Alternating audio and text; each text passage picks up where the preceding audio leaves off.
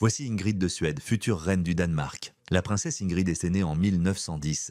Vous pouvez la voir ici à droite. Elle est née au palais royal de Stockholm.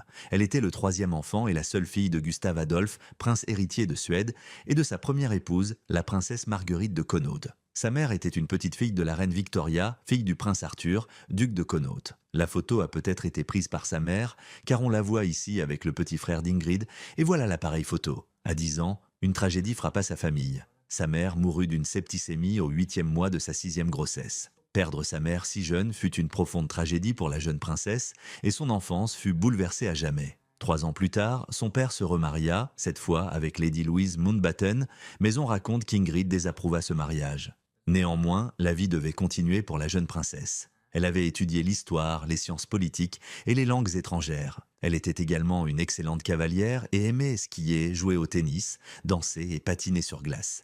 C'était une jeune femme active et dynamique. À l'adolescence, sa beauté devint largement reconnue et cela ne fit que s'accentuer avec l'âge. En tant que princesse suédoise, la question de son mariage fut évoquée dès son plus jeune âge. Elle était également connue pour son élégance et son style vestimentaire. Tout au long des années 1920, son mariage fut un sujet récurrent. Elle était considérée comme une future épouse d'Édouard VIII, prince de Galles, et du prince George du Royaume-Uni, quatrième fils du roi George V. Voici Ingrid dans son costume national suédois, que je trouve incroyablement flatteur. Cependant, le 15 mars 1935, peu avant son 25e anniversaire, elle se fiança à Frédéric, prince héritier du Danemark. Nous les voyons ici le jour de leur mariage.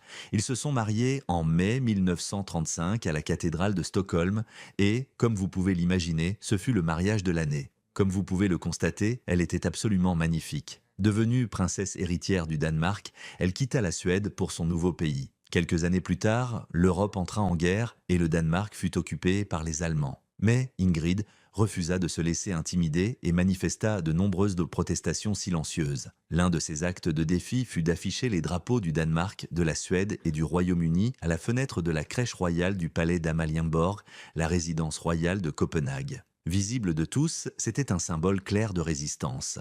Elle manifesta également sa solidarité avec le peuple danois en arpentant les rues de Copenhague, en poussant ses bébés dans une poussette ou même en faisant du vélo. Des actions qui lui valurent l'affection du peuple danois. Ingrid eut 3 filles, dont l'actuelle reine du Danemark. En 1947, son mari devint roi du Danemark et la fit reine Ingrid. Devenue reine, elle abolit de nombreuses coutumes de cour désuètes et rendit les réceptions royales plus détendues et accueillantes. Elle s'investit pleinement dans la préparation de sa fille aînée au rôle de monarque et ses efforts furent largement récompensés. En tant que reine, elle représenta le Danemark lors de nombreux événements internationaux.